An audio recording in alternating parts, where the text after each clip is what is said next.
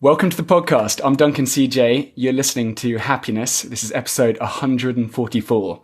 Our mission is for every man, woman and child to be empowered with the knowledge of how to be happy. The goal of this show is to introduce you to the people and the ideas that will help you live truly fulfilling lives. Today I'm speaking with Mark Wolynn, director and founder of Family Constellation Institute in San Francisco. Mark is a world leader in the field of inherited family trauma. A best-selling author and a sought-after lecturer. He teaches at hospitals, clinics and universities around the world, including the University of Pittsburgh, JFK University and the Western Psychiatric Institute. His book, It Didn't Start With You, How Inherited Family Trauma Shapes Who We Are and How to End the Cycle, is the winner of the 2016 Silver Nautilus Book Award in Psychology and has been translated into 19 languages. Mark, thank you so much for being here. Thank you, Duncan. I'm happy to be here today. In the book, there were so many amazing examples and case studies, and I want to jump straight in with one about a study conducted on 38 women who were pregnant during the attack on 9/11.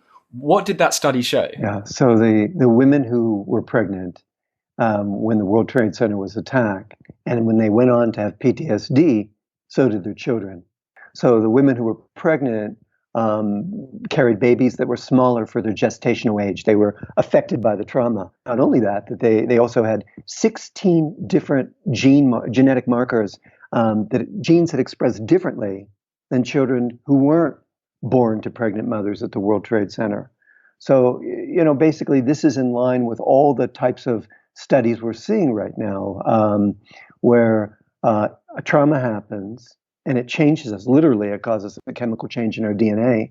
And this will change the way our genes will express for generations, literally in us, in our children, and even in our grandchildren. Technically, what happens is a trauma happens and it causes an experience inside our cells. There'll be what we call a chemical tag or an epigenetic tag that attaches to the DNA. And because of this terrible thing that just happened, it tells the cells, hey, we need to use this gene to provide us more stability, more security, more safety, and not use this. In other words, there's a selection going on. The DNA is, in a sense, telling the cells to use or ignore certain genes to help us survive.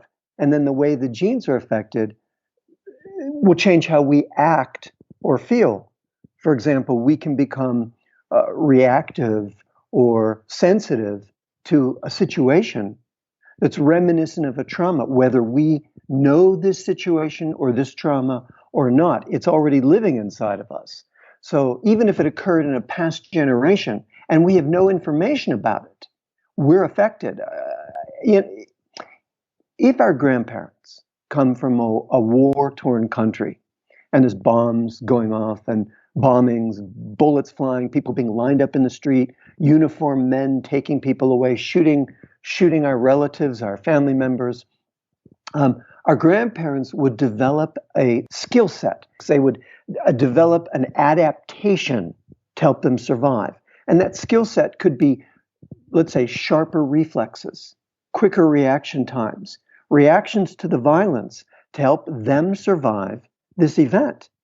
But here we are, a generation or two later, born in the suburbs, reacting to a car backfiring or a loud sound or policemen in uniforms or people in a crowd and having this war reaction, our grandparents' trauma reaction. In other words, here we are acting as though a catastrophe could happen at any minute. The way I like to describe it is not only do we inherit the skill set, but we also inherit a stress response with the dials set to 10, maybe even 11 if it's a Fender amplifier.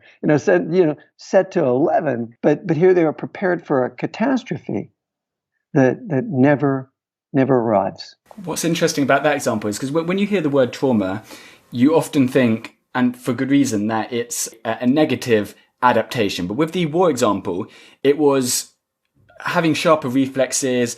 This was an amazing ability to have during that context. But then fast forward, when you're out of that context, it's maladaptive. So what was once helpful for you is now harmful. So it's not necessarily just trauma, bad. It was once potentially beneficial on some of these things? That example. There's brand new research coming out of Australia right now that people who recover from post-traumatic stress disorder, they can have positive physiologic responses, such as what they call post-traumatic growth or resilience. And this is exciting news, really, because we don't just see the negative effects of trauma, but in general, mostly we're experiencing this adaptation unbeknownst to us.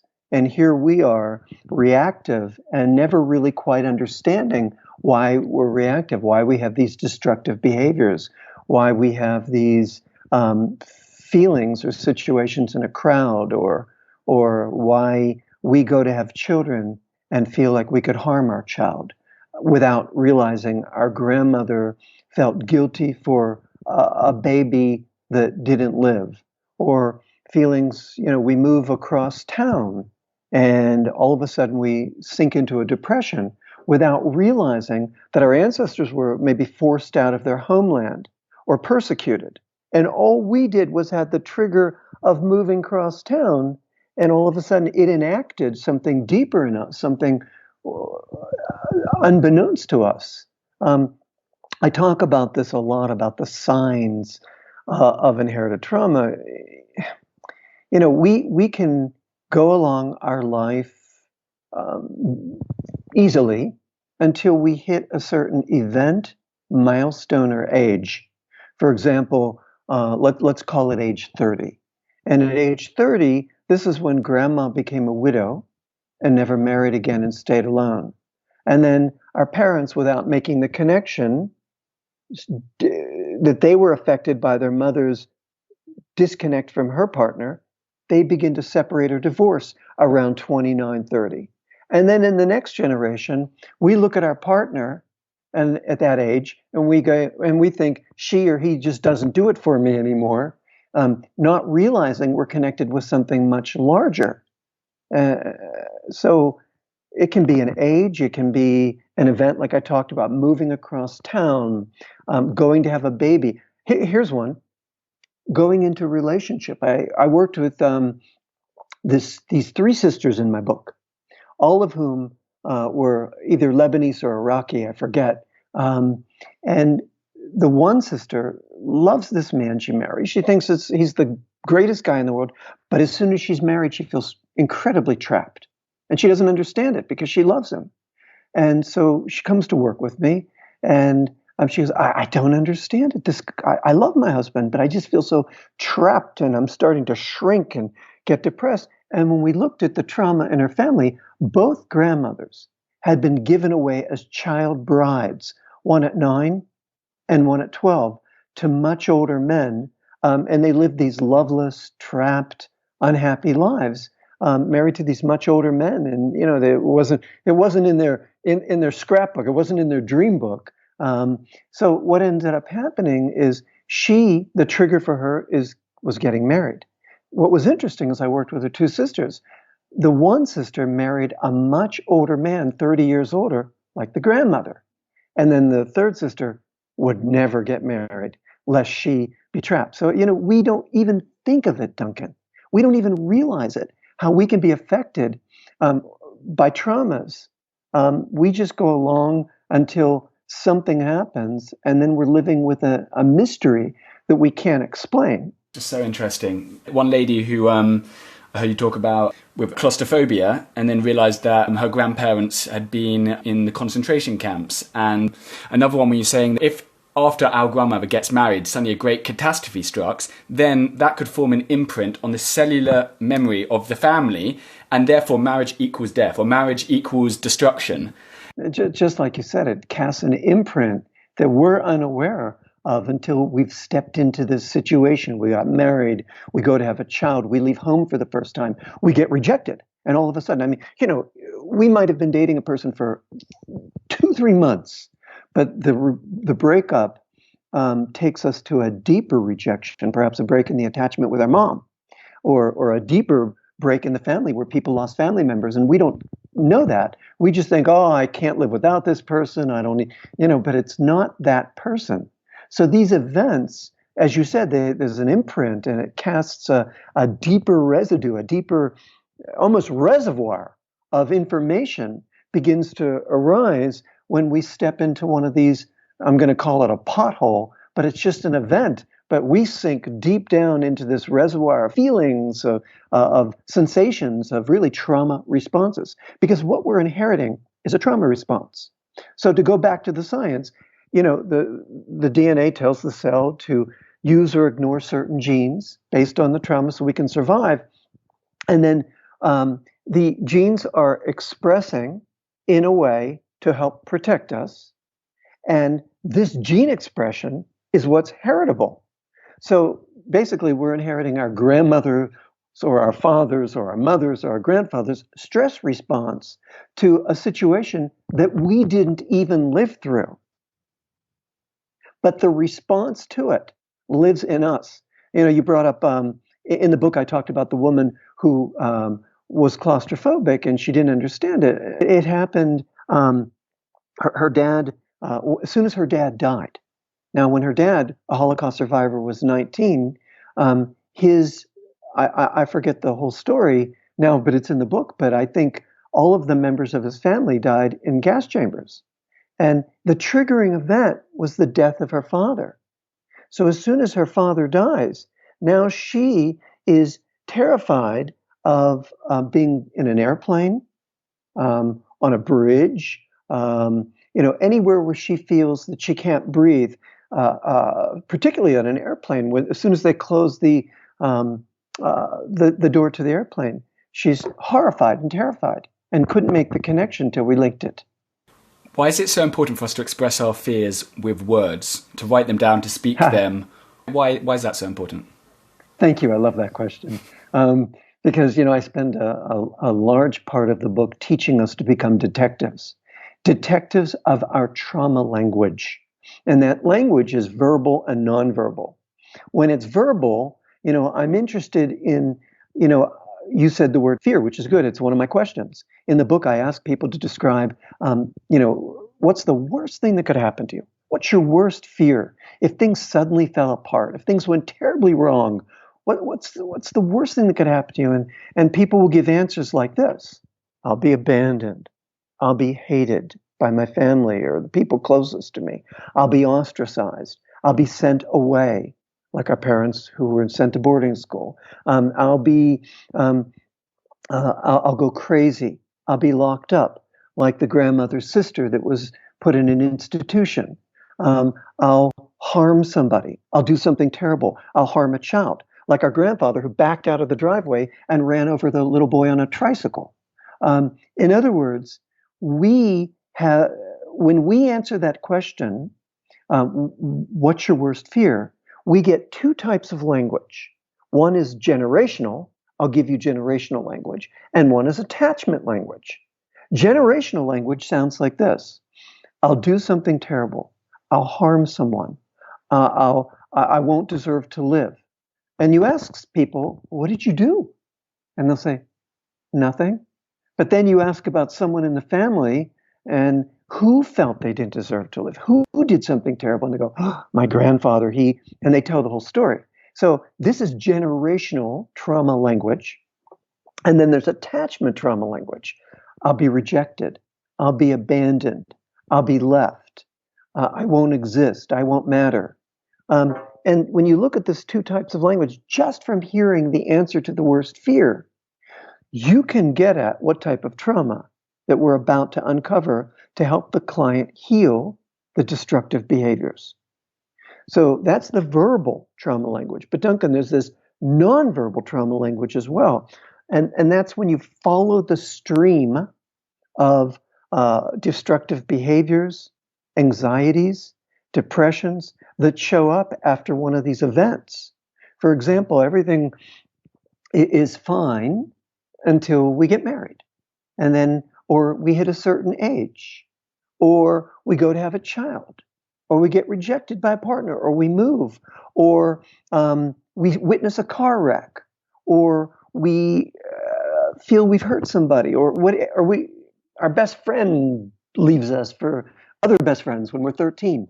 Whatever it is, these are generally the triggering events that bring our symptoms, our depressions, our anxieties, our destructive behaviors, our self-sabotaging behaviors, our self-injurious behaviors into light.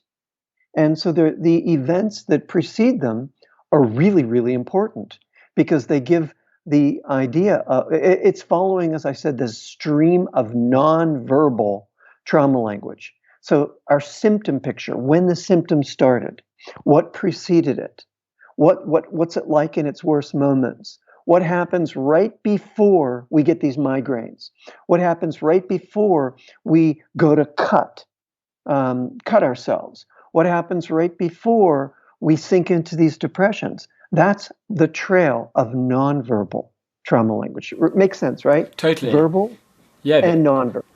These are the breadcrumbs that you're talking about. Thank you. Yeah. I talk about that in the book. I teach the reader to become a detective of this breadcrumb trail that we're constantly leaving. So I slow it down. I say, okay, you're opening this book and you want to work with your anxiety, or you want to work with why you spend all your money at the racetrack or whatever you do. So let's break it down. Let me ask you these questions. Let's open the curtain a little bit and look behind the curtain and look a little deeper and see when this started, what happened right before, what's it like in its worst moments, what am I the most afraid will happen to me, et cetera, et cetera. I have a list, as you know, in I think chapter 6 or something, the 12 questions of the core complaint. And, when you ask yourself these questions, you really do become a detective of your own stuff, which can lead you to linking it to, which is the second part of the book, linking it to, what happened in your family history by doing your traumagram, your genogram. And then the last part of the book, of course, I'm teaching us what to do, how to have these positive experiences that can change our brain. If we start going on the hunt for trauma, if we look through our family history, if we think about all the things that trigger us, do you think there's ever a danger of finding trauma that sometimes isn't there? Is that a risk, or do you think that's like a really low risk? I'm a believer that traumas repeat when people stay silent. That silence is not the best method for immunizing us against repeating trauma. I'm a believer that grandparents and parents should tell their children and grandchildren the things that happen so we can understand why we wear this heavy coat and we can have a hook on which to hang it. Because I think it's better to know than not know. Yeah. And you mentioned the word post-traumatic growth earlier. I'm imagining that if we have these fears, if we have these triggers, and suddenly finding out, okay, there's actually trauma behind it, I think for many people, that information would be liberating. It would suddenly it would make sense to their pain, and you could grow from it. Have you noticed a difference between the characteristics or the qualities of people who find their pain and then they can grow from it versus, okay, this is ammunition to then blame my parents, my grandparents, and it being a source of, I don't know, I don't like the word victim, but like a source of where they get stuck. What's the difference between the people who can use their pain and then be like, this is a liberating thing versus this is now 10 years worth of ammunition where I'm going to get stuck in this place and just point the finger? It's a good question. Two of us can have the same liberating session, meaning that we can uncover the trauma, we can link it to our destructive behaviors. And then the question is one person does his personal work and the other person is too afraid to go inside and sit with what's uncomfortable in the body until we can be liberated, really, until we can find what's underneath. So, I think we're in the area right now in our conversation where we're talking about how we heal and some of the factors that allow us to heal. There's some really good science out there right now. So scientists researchers are now able to reverse trauma symptoms in mice. And the reason we use mice is because humans and mice share a similar genetic makeup. Over 93% of the genes in mice and humans are similar. very similar, 80% are identical. So we can cause adversity to mice by maybe separating them from their mothers and bringing them back and seeing the effects. But we see the effects for 3 generations. And then we can extrapolate and understand humans more by looking at the behaviors of mice. And now they're able to reverse trauma symptoms in mice by creating positive experiences. And this is where I'd like to go in this discussion right now, Duncan, because Yeah, I think this is where it's liberating. Sure. So positive experiences, when the mice are exposed to it, actually changes the DNA. It changes the way it expresses. Technically, it inhibits the enzymes that cause DNA methylation and histone modifications. These are pathways of epigenetics. They're mechanisms of epigenetics. So if they take the mice, traumatize them, and they see a behavior like depression in mice, unsocial behavior in the mice, then if they take the same mice, but they put them in a positive environment, their trauma symptoms reverse, their behaviors improve. The changes in the DNA, there's changes in the DNA that prevent the symptoms from being transmitted to the next generation. The epigenetic signature is changed, if you will.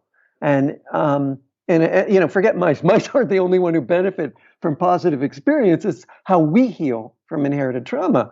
We've got to calm the brain's stress response, whether we've inherited it from our mom or dad, or something happened to us when we were small.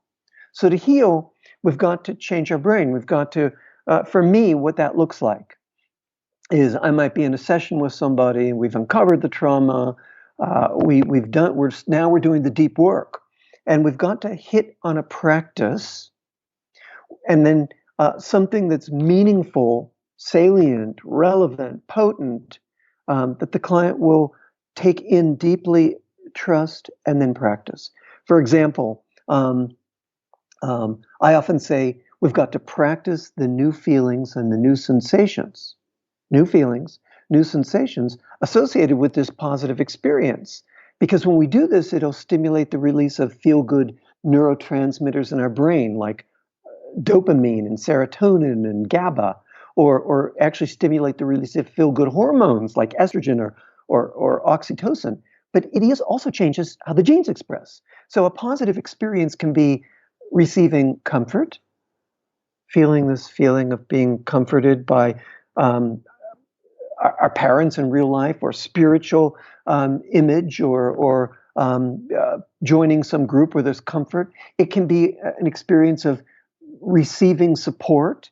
It can be letting ourselves feel sensorily, viscerally, feelings of compassion in our body, feelings of gratitude, feelings of loving kindness, practicing mindfulness, ultimately anything that allows us to feel strength or peace or joy inside our bodies, because these types of experiences feed the prefrontal cortex and can help us reframe the stress response so it is a chance to downregulate.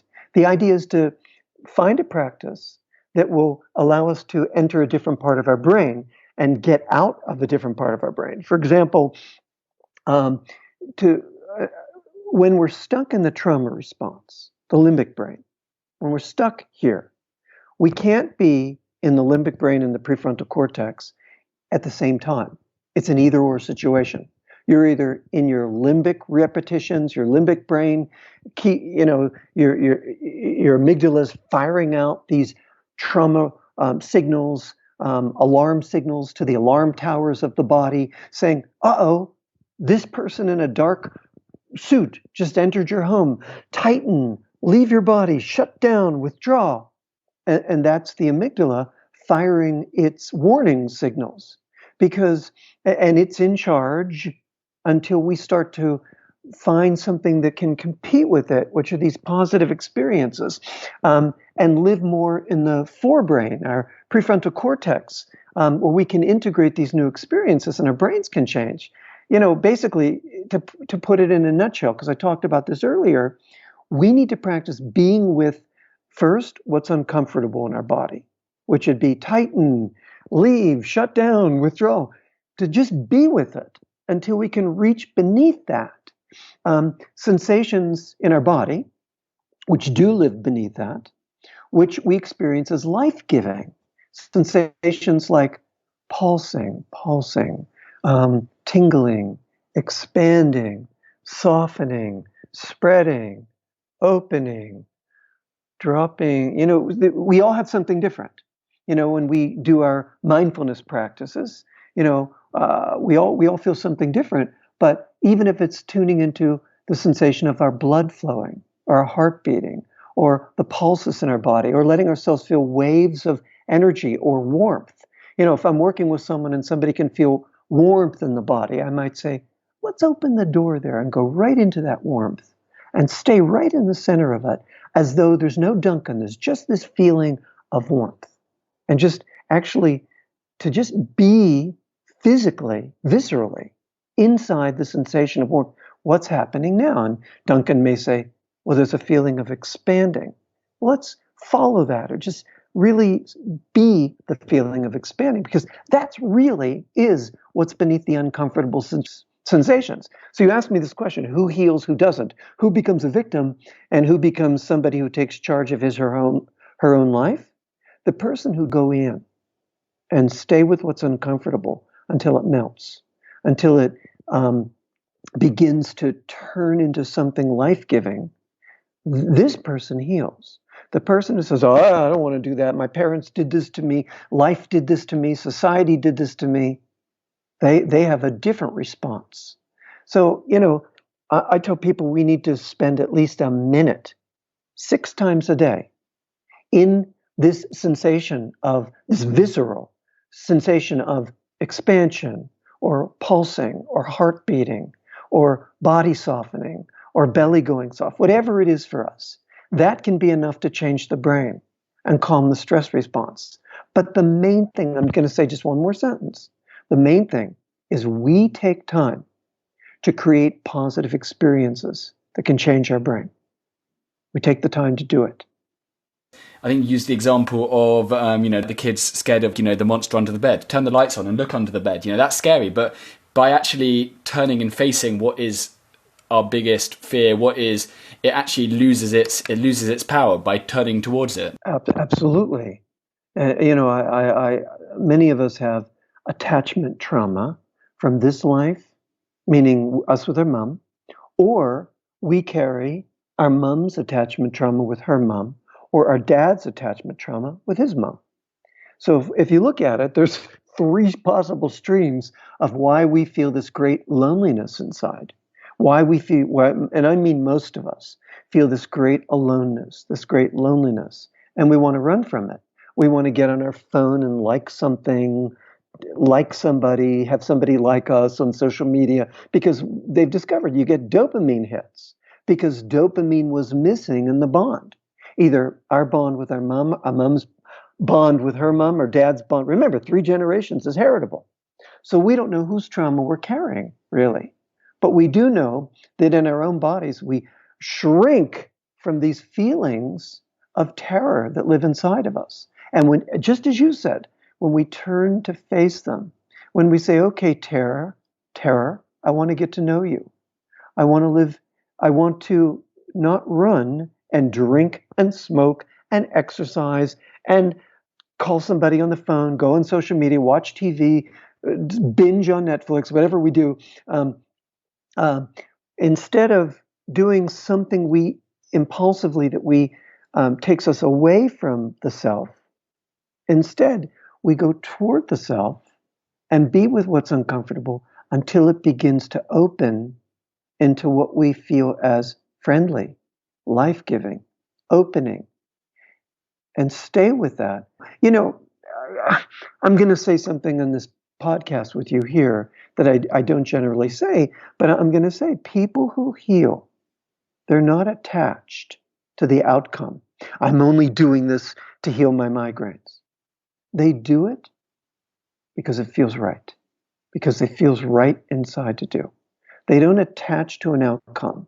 They do the practice because it just feels right. What is one thing our listeners can start doing today? If you had to give them a bit of homework that everyone can act on, what would you say?